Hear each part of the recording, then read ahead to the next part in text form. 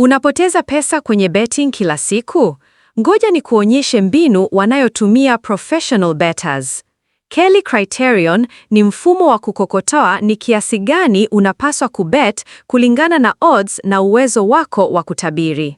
Mfano, kama una uhakika 60% kwamba timu itashinda, Kelly itakuambia ni asilimia ngapi ya bankroll yako uitumie.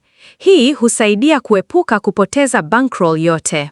Tuseme una $100,000 na odds ni 2.0 na unaamini kuna asilimia 60 chance ya kushinda.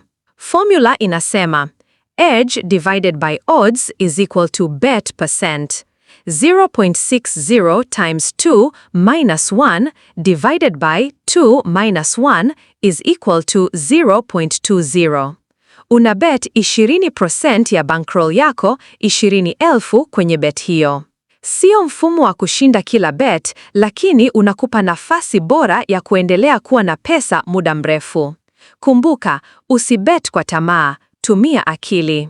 Ukitaka video ya jinsi ya kutengeneza spreadsheet ya Kelly Criterion, comment yes na nitakutengenezea. Usisahau kusubscribe kwa betting strategies zaidi.